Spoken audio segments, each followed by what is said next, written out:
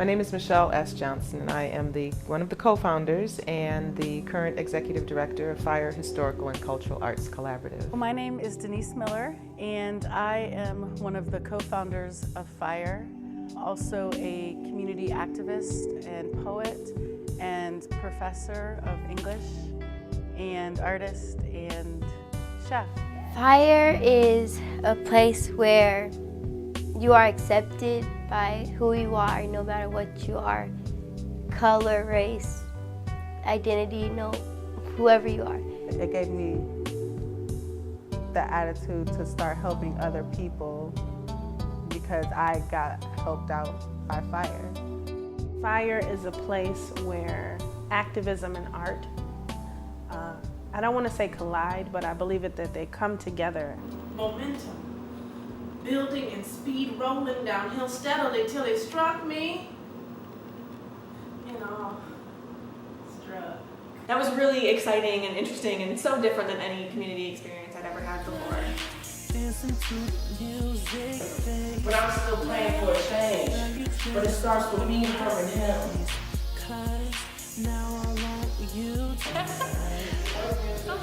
So much fun.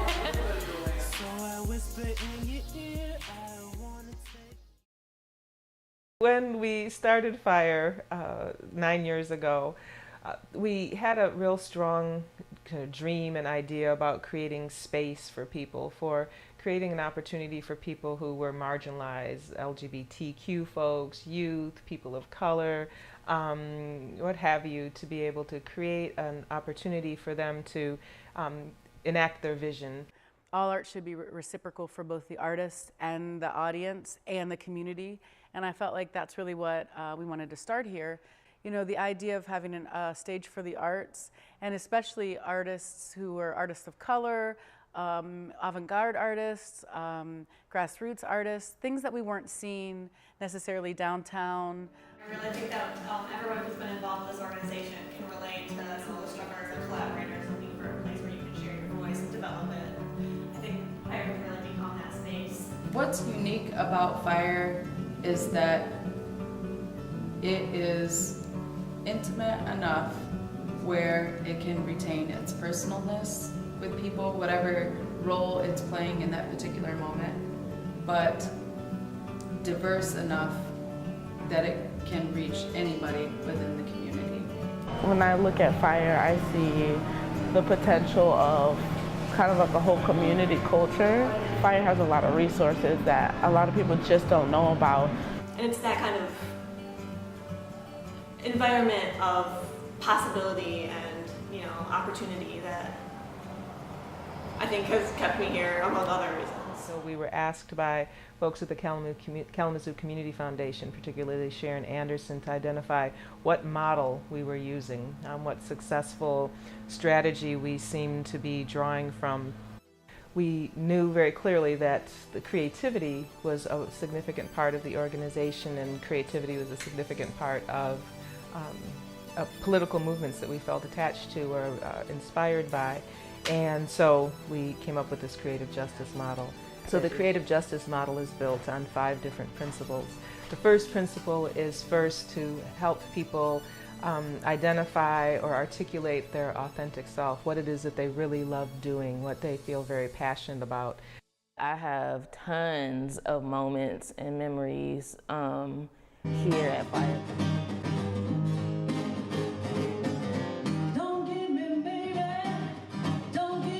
If they told you we were a threat, you heard wrong. Because the reflection smiling back at me is the boy I've been dying to find my whole life.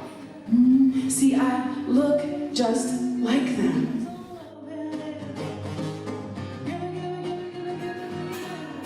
It hits me all over again. My mother is never coming back.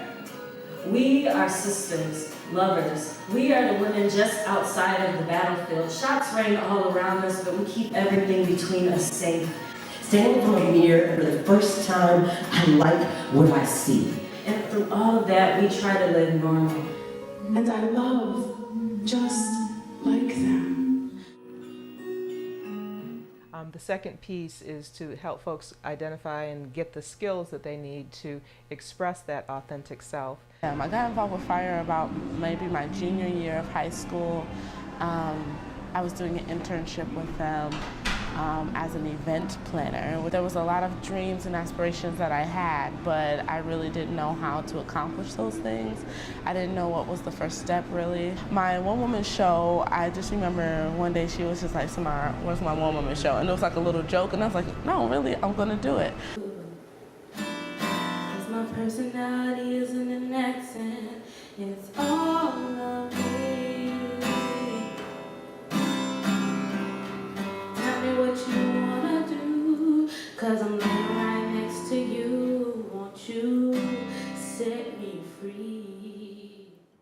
FIRE is creating people that want to change the world, that want to do interesting, innovative things. It's not just about music and theater, but it's about thinking in a different way. Like, how can I fix this problem? How can I do this? That's what the world needs. The third piece is really to be able to give them the opportunity, so that once you have the ideas about your authentic self and you've got some of the skills, to be able to have the opportunity to express it on a canvas, on a turntable, on a stove, on a plate, in a recording studio, on a microphone. There are so many places that people have the opportunity to be able to express that authentic voice. Things in my life have been moving slowly, but it gave me a sense of hope because I was trying to do a lot of things on my own and it just seemed impossible. Like, how am I going to be an artist? And I come to realize that I've been trying to do this thing alone and it doesn't make sense. I have to connect with people, expand my ideas by listening to other people. I was really arrogant, thinking that I knew everything, and then I came around people. I was antisocial too, and then I realized that that was all just destroying me. It was depressing. So coming here gave me a sense of hope and understanding of people. FIRE is definitely unique in comparison to other performance spaces, again, because of the safety that I think a lot of people feel here, and I've experienced every time that I've been inside of these walls. And then also, again, because it's more than just, okay, here's a microphone and a stage, go ahead and perform. It's like, okay, well, do you write your own stuff? We have a studio that you can, record in. If you want to come here sometime and just write, you can do that too. We can connect you with other people in the community that are doing the same thing you do. So it's more of the, just like nurturing the artists and also giving them the opportunity to share the things that they create. So that's the uniqueness, is that it's more than just a stage and a microphone.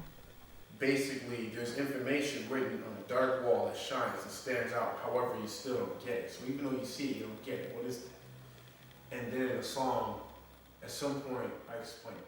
So here it is. It's a little one by the Endless Habits. Knew you were empty, knew you were lost, yet still I'm alone. But oh, how I've grown. My name is Abby McCoskey. FIRE has been a part of my life for roughly 8-ish years. Before FIRE, I was doing things on my own as far as like music is concerned. There's a lot of places, venues here in Kalamazoo for like an independent and local artists that are not as welcoming and open to receiving that and nurturing that. And so FIRE was one of the first places that I performed, with like a full band and live and actually performing like my own original music, the music that I actually wrote. And like my family was here, different people from the community, my friends. And so that was the most memorable for me, being able to just have the opportunity, to do that was huge, and I'll never forget that.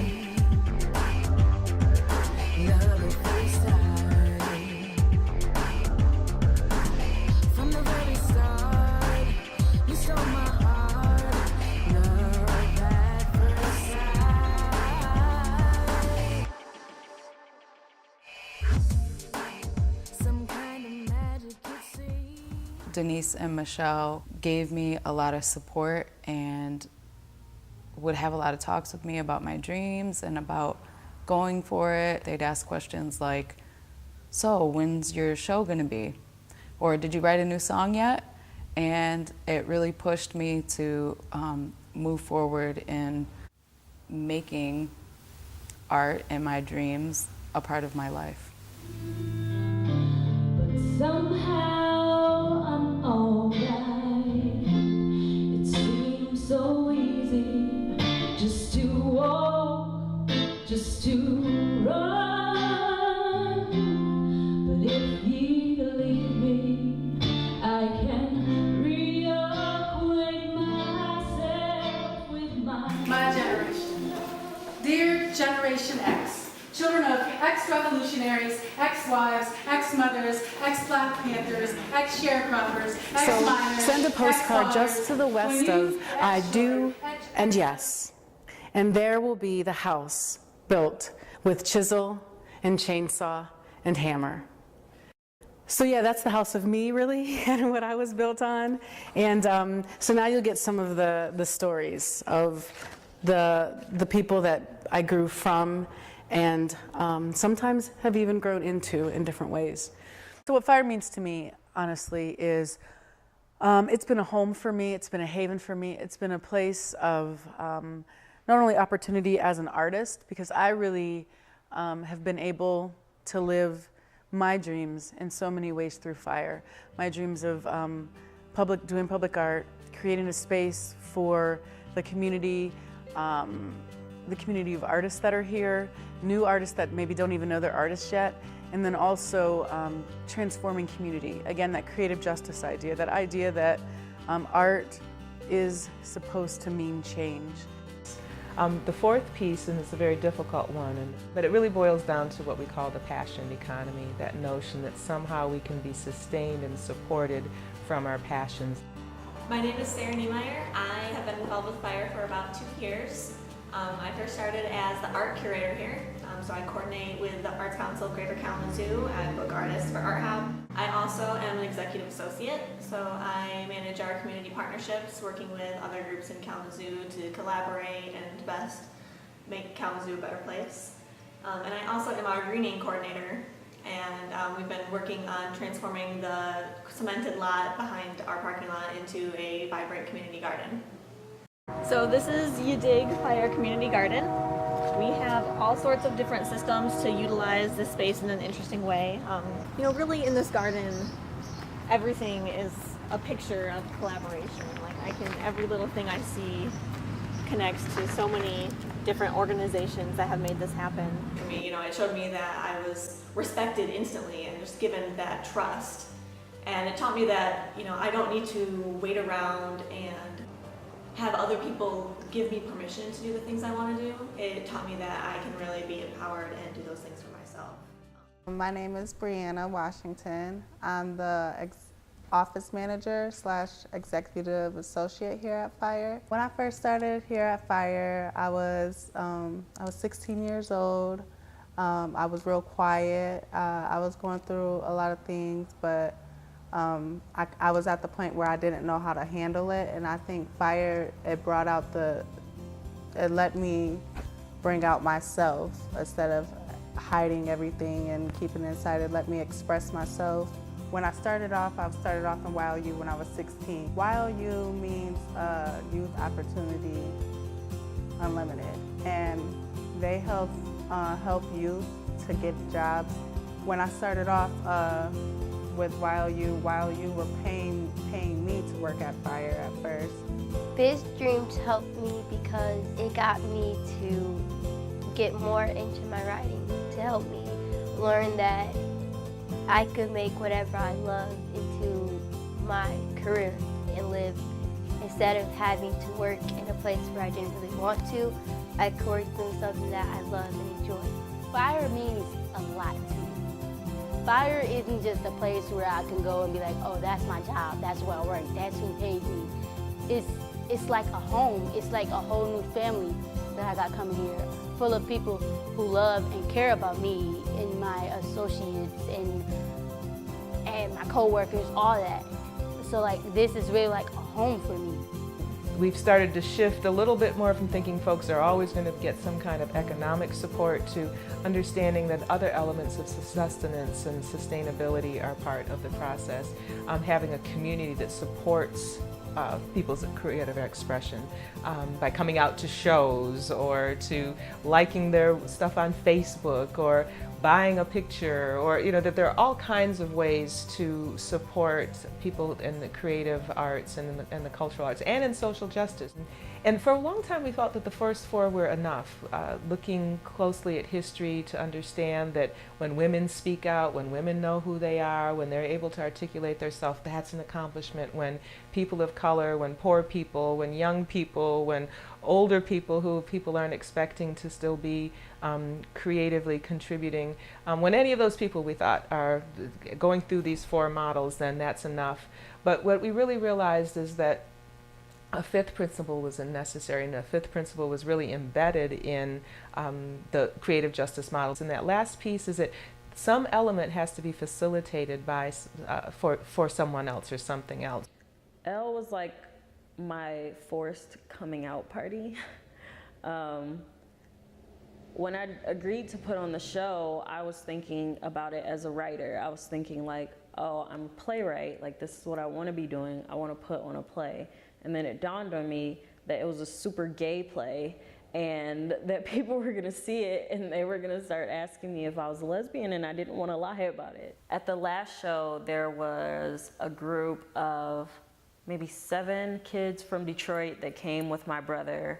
And they came and they loved the show, and they said that they liked the characters and they felt like they could get into it, and they've never seen something where it featured all gay characters and yet it wasn't extremely down and depressing, or there wasn't this big deal being made about, well, there was a little bit for that episode, but that's because we had a teen coming out.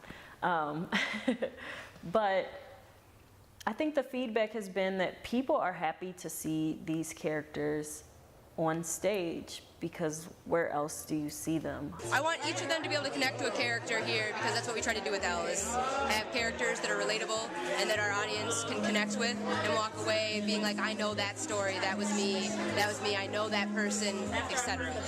Well, we aren't going to expect that from everybody who comes through Fire's doors, because that's a lot, and it's a lot for us.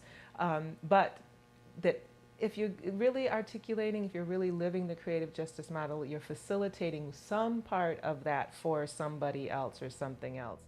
I do fundamentally believe that if we can validate people's passions and the things that they believe in, and that they love, and that they value, then we've got a society with less depression, less anger, less violence, less conflict.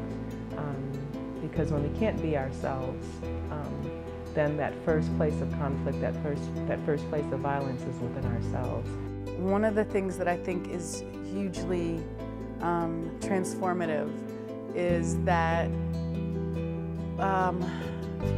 the young people at Fire, and actually the all ages people at Fire, people that have come in through programming or because something looked interesting with people standing outside and they decided to walk through the doors, whatever the case may be. One of the things I think that Fire can offer the community and does offer the community is some really, really wonderful people, really wonderful young people, really wonderful young adults, really wonderful adults that really have the language of creative justice. And not just the language of creative justice, but the desire and the need and the passion and the gifts to sort of create change in community. Before Fire, I was very impatient with children, but now being in Fire and after Big Dreams, like I'm more patient, I'm more persistent, I'm more caring. I think I'm a lot nicer too, because I was mean at the start. But I mean, I lightened up and they lightened up and we became a family. I got involved with Fire when they did when they hooked up with the Christian church across the street. Michelle got us and asked us what we wanted to do this summer, and then we told her, and she made it happen. I feel like they should have a fire in every community, in every state, in every city, because like this is something special that they have here at Fire that I've been able to experience and that I feel like everybody should be able to experience. Fire helps the community, and it's a place that you can always express yourself and feel comfortable at. It's a place that you can meet other people that are different, and you can learn things. You learn something new every day at Fire. You'll be surprised. I hope that we can make history with Fire, and we can continue doing what we're doing now, which is trying slowly, step by step, to make the world a better place. But right now, just maybe Maywood and Dewey, but eventually that will turn into Kalamazoo, and then the world. Everything that we have in this world starts with a dream and starts with a vision. This is something that everybody does need to experience. I hope it stay around and I be able to be a part of it forever and never and never.